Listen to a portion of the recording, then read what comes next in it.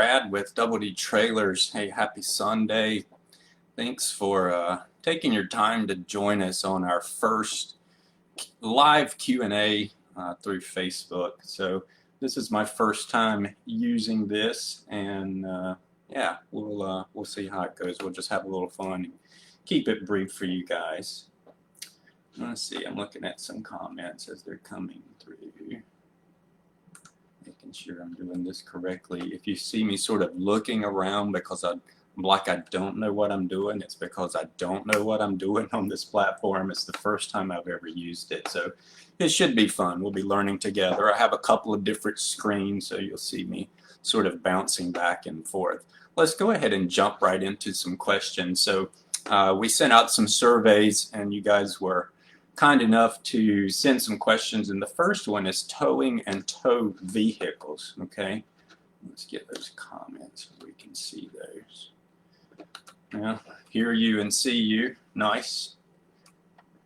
All right, so towing and tow vehicles. Let's just jump over to our article section. So if I had $100 for every time a client contacted me with their tow vehicle information, and only to find out that their new vehicle recently purchased is not adequately equipped to safely tow the load that they need, I would be a very rich man. So it is something that we address almost on a daily basis, clients reaching out with tow vehicle questions. So let's just take a look. We've put together a number of articles on towing safety. And here's one of my favorites: don't trust the dealer, how to tell if a truck can really handle your trailer's load. So once you get some time, I would encourage you to read through some of these articles. But one of my favorites, let's just jump back up to finding the right tow vehicle. So if you're in the market for a new trailer and or a new tow vehicle, I would recommend taking a look at these resources for sure. Let's see, step-by-step guide to match your tow vehicle. One of the things, the biggest challenges that we have, vehicle manufacturers tend to advertise the largest number available. So if your vehicle will tow 13,000 pounds, that's the number that sticks in your mind.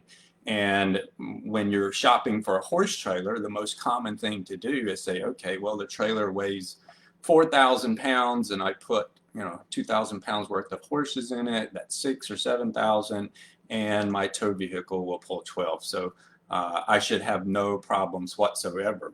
What the dealers don't tell you, and unfortunately what the manufacturers of the vehicle failed to focus on, would be the weak link in that towing equation, and that's going to be tongue weight.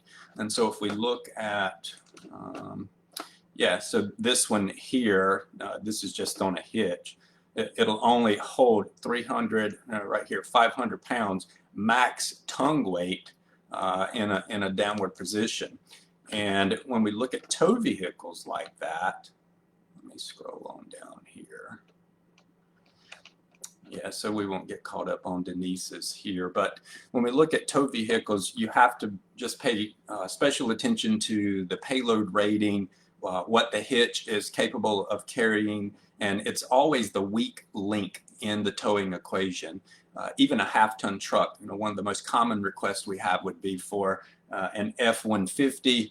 I just purchased a 2021 F-150 EcoBoost, high output, that type thing. In fact, I think we even have an interview that we just did with someone. I can't find the article, but it's on one of these lists. Purchase, don't trust. Maybe it was this one, don't trust the dealer. Yeah, it was. When Kristen first reached out, she had a 2019 F-150. She had made some expensive modifications. It's a 3.5 EcoBoost, high output. I'm sure many of you guys probably own the same vehicle. And according to the tow chart, her vehicle was able to handle a max of about 1,320 pounds.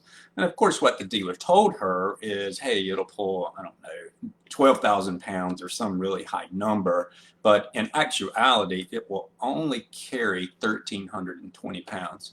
Most 2-horse bumper pulls, like the Safe Tack 2-horse at this link, if we just scroll down and you click on features, so it'll list the weight right here, and most base models, regardless of manufacturer, if it's a 2-horse slant with a dress, they're going to be around 14 feet in length, and a majority of those trailers will come in at about that 3,500 pound mark and roughly a 750 pound to 800 pound tongue weight.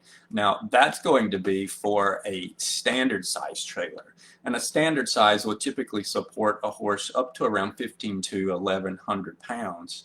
A lot of clients are hauling warm bloods, and unfortunately one size does not fit all. So in order to fit in a 17.2 guy, 1,500 pound horse, it definitely requires a lot of modifications to the width, the height, as well as the length, and it changes the dynamics of the load. So you'll end up with about 1,100 or 1,200 pound tongue weight on a 2-horse warm blood model, and potentially more. So a lot of half-ton vehicles max out at about 900 pounds. We really have to pay attention to the specs on the tow vehicle. If you have any specific questions on a particular vehicle, certainly do not hesitate to reach out, and we'll be happy to help there. Another question that one of our clients sent in, besides the physical differences, is the difference, what besides the physical differences is the difference between a straight load compared to a slant load? So this is sort of the age-old question, I suppose, and we actually did do an article on that. I wonder, can I find it here quickly without straight versus slant. There we are, straight load or slant, which is better for the horse. And I'm not going to take the time to read through this. You guys certainly can. But in actuality, the facts are, and what this article covers is, on a straight load, the horse tends to balance himself on the both front legs and both rear legs. So you end up getting that uniform balance, not necessarily more stress on one leg or the other. And over a long haul, they should come out, feeling well and not favoring one leg or another. So the theory with slant loads is a horse will balance himself on the front right and the left rear, or depending on the configuration, it could be the left rear and what have you. But so front right, left rear. And if you're hauling a horse for an extended trip for hours, or a long trip, a day trip without any stops whatsoever, it is possible that that horse could come off and favor the front right or the left rear, sort of like when you sit in a spot for too long, your leg will go to sleep, or your foot could go to sleep, and 5 or 10 minutes, I would think that that would go away. So a majority of our sales are for the Safe Tack, and of course the Safe Tack reverse. That's a technology that's exclusive to Double D trailers. And in fact, that was one of our questions. How do you know which direction horses like to face in a trailer? And then another one, what research has been done on rear-facing travel with horses? So this will probably be the last question we do today. We'll keep this short for a first one. But again, I'm going to go back to our article section, and let's go to reverse load. Okay, so I'm going to answer the second question. Research has been done on rear-facing travel with horses. One of the articles that we put together, here's a link to an outside study. I would highly recommend looking at that. Here's a next study from a team of Italian scientists who studied standard bred trotters. And if you look at that information, this should show on your screen, the bottom line result, and this was an 8-page article that explained, they measured cortisol levels, heart rate, number of movements. It was a really detailed study with a lot of controlled environment in it. And it says, although facing backwards was the travel position that provoked the greatest number of horses' movements, it did not have a negative effect on physiological and behavioral parameters during and after the journey. We concluded that for standard bred trotters accustomed to travel, the latter may be the less stressful position during a 200-kilometer transport. So that's just one study. We have several links on here. And one thing that we hear, I think we actually did a survey one time on our Facebook page, and we ended up with hundreds of comments from clients that say, hey, when hauling my horses untethered, I can't speak today, untethered, given the choice and the space, they'll almost always turn around in a rear-facing slant position. Don't ask me. There's lots of theories as to why a horse turns in that, and I don't get into that. I simply, I'm the trailer designer that comes up with the safe designs to haul them in that direction. So, but it does seem to be that if the horse has the option, they certainly will turn around backwards. And since 2013, I believe, 13 or 14, we have been producing the Safe Tack Reverse, and it has become extremely popular among clients, and we have a lot of history with that now, hauling various breeds of horses. So if you're interested in more of that, go to the articles tab and perhaps read some of the customer stories. Here's one, a trailer talk. It's a new series that we launched recently, and yeah, there's just a lot of information in here that I think you guys would enjoy. Okay. So let's see, we've got a question. Hello, Miss Terry. Direction facing and the ability to change it up is great. Flexibility you've created in your trailers. If you want a very long haul, you can change it. I've not thought of that.